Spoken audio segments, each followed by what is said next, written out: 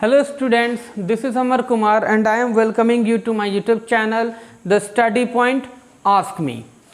In my last video, I gave a proper information about the Ahmedabad Mill Workers Satyagraha, and now today I am here with another movement, that is the Kheda Satyagraha, which took place in 1918. So let's start now, students.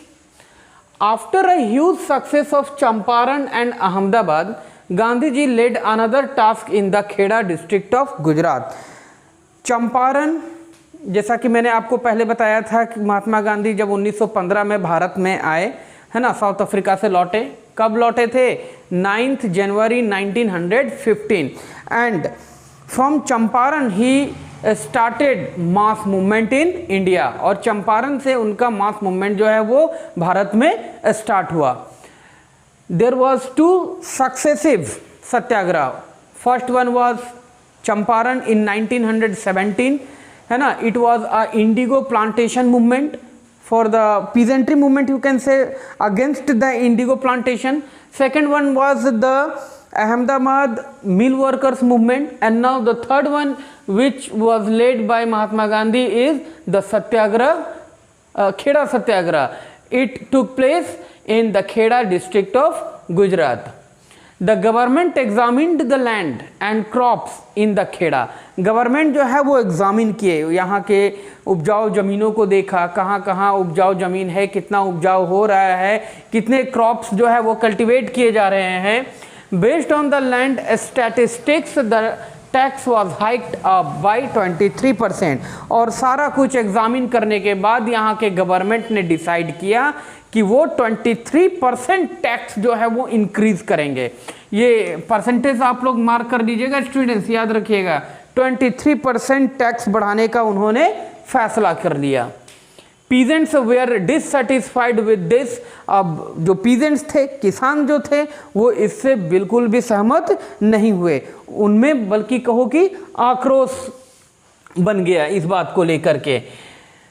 Famine is one of the major cost of the Kheda satyagraha. Kheda satyagraha के पीछे एक और सबसे बड़ा कारण था उस समय वहाँ पर सूखा का पड़ना. Famine is also a type of natural phenomenon or natural disaster, you can say, that took place in the Kheda districts. The famine affected the peasantry and resulted in the massive crop failure. अब इस famine की वजह से, इस सूखा के वजह से क्या हुआ कि खेड़ा डिस्ट्रिक्ट्स में भारी मात्रा में क्रॉप फेलियर हो गए, है ना. फसल बर्बाद हो गया, फसल जो है वो कल्टीवेट नहीं हो पाया, डिस्ट्रॉय हो गया. The highest administrative officials in the province. और उस प्रोविंस में मौजूद जितने भी हाईएस्ट एडमिनिस्ट्रेटिव ऑफिसर्स थे, टेलीग्राफ्ट, उनको टेलीग्राफ किया गया, पैटिशन्ड, उनको बुलाया गया, है ना, बाय द गुजरात पीजेंट्री सभा. और उनको कहाँ बुलाया गया था? गुजरात पीजेंट्री सभा में. To postponed the 1919 income assessment. और 1919 के इनकम असेसमेंट को पोस्टपोन्ड करने के लिए, उनको रोकने के लिए ये एक आग्रह किया गया.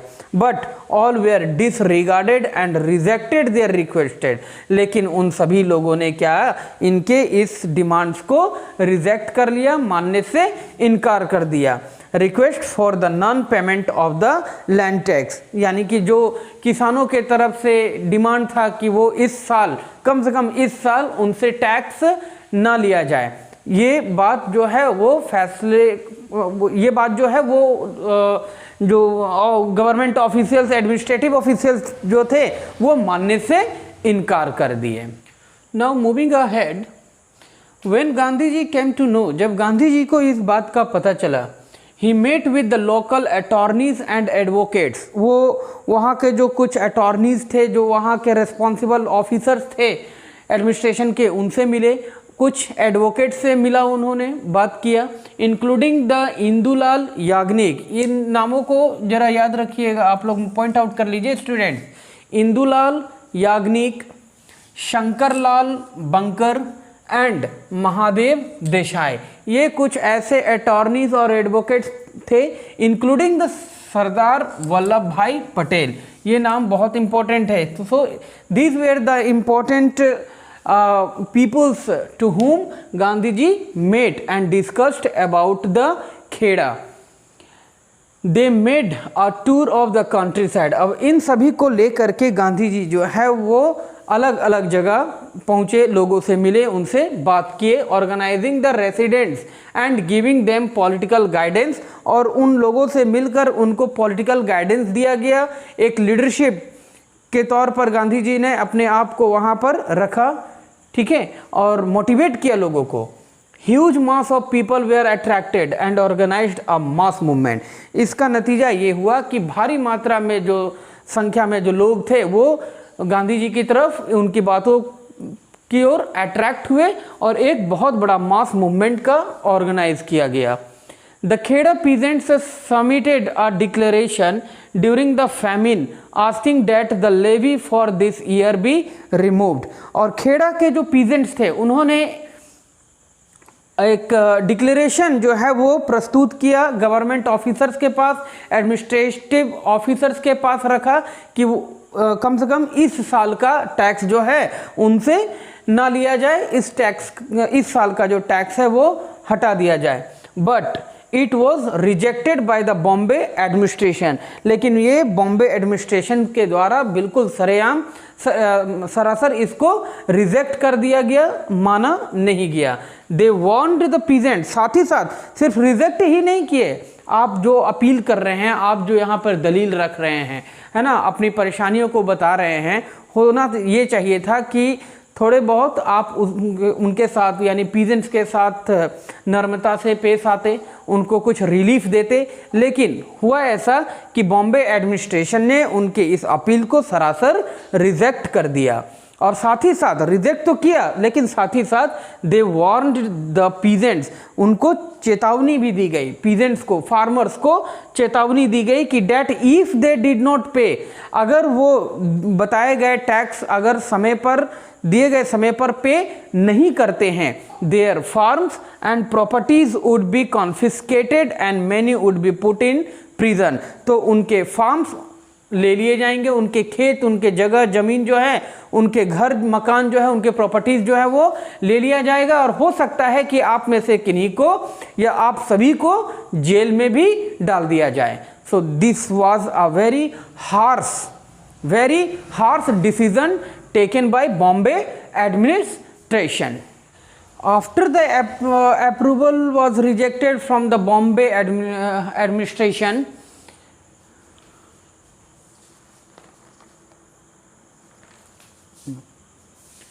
after the rejection from the Bombay administration, Sardar Vallabhbhai Patel and his colleagues organised the tax revolt. तो सरदार वल्लभ भाई पटेल ने डिसाइड किया कि वो अब एक टैक्स रिवोल्ट ऑर्गेनाइज करेंगे, and which was supported by all the different communities. और उसके बाद जो है एक टैक्स रिवोल्ट ऑर्गेनाइज किया गया सरदार वल्लभ भाई पटेल के द्वारा, और जितने भी कम्युनिटीज़ थे, अलग अलग कम्युनिटीज़, हर कम्युनिटीज़ से लोग जो है इस टैक्स रिवोल्ट को सपोर्ट करने लगे। Finally the government attempted to reach an agreement with the farmers, और मजबूर होकर के फिर एट लास्ट गवर्नमेंट को फार्मर्स के साथ एक एग्रीमेंट करना पड़ा। They agreed to suspend the tax for the current year and the following year. और फाइनली ये डिसाइड हुआ कि वो अभी के इस साल के यानी कि 1918 और अपकमिंग फॉलोइंग ईयर यानी कि 1919, ये 2 साल के टैक्स जो है वो बिल्कुल सस्पेंड कर दिए जाएंगे, किसानों से किसी तरह का कोई कर नहीं लिया जाएगा। यहाँ ये सारे एक्टिविटीज़ आपको कहीं ना कहीं एक मूवी की याद दिलाती होगी। 2000 में एक मूवी आया था लगान, जिसमें इस चीज़ को दिखाया गया है कि किस तरह से लोग जो है वो अंग्रेज़ों से टैक्स को छूट देने के लिए या उसको माफ़ करने की डिमांड करते हैं, बारिश ना होने के वजह से, क्रॉप फेलियर होने के वजह से। तो अंग्रेज़ जो है वो किसानों को एक शर्त रखते हैं कि अगर आप हमें क्रिकेट के मैच में हरा देंगे तो आपको 1 साल या अगले आने वाले 2 साल के टैक्स माफ़ कर दिए जाएंगे। So this is all relating a story from Kheda on that particular topic that the movie The Lagan was made. So this is all the situations of Kheda Satyagraha students. तो आपने देखा कि किस तरह से वहाँ के पीजेंट्स को ये सारे परेशानियों का सामना करना पड़ा, और यहाँ भी जो है वो एक लीडरशिप के तौर पर महात्मा गांधी आगे आए लोगों की मदद के लिए. और फाइनली यहाँ एडमिनिस्ट्रेशंस को डिसाइड लेना पड़ा कि वो इस साल और अगले आने वाले साल में लोगों से किसी तरह का टैक्स नहीं लेंगे. सो this is all which I made from myself to give you some information about the movements run by Mahatma Gandhi after coming from South Africa. I had given you information about the Champaran Satyagraha, the Ahmedabad Mill Worker Satyagraha, and now this is here the Kheda Satyagraha. In my upcoming videos you will get the movement of movement or the act, the revolt on Rowlatt Act, and there was an incident of Jallianwala Bagh massacre.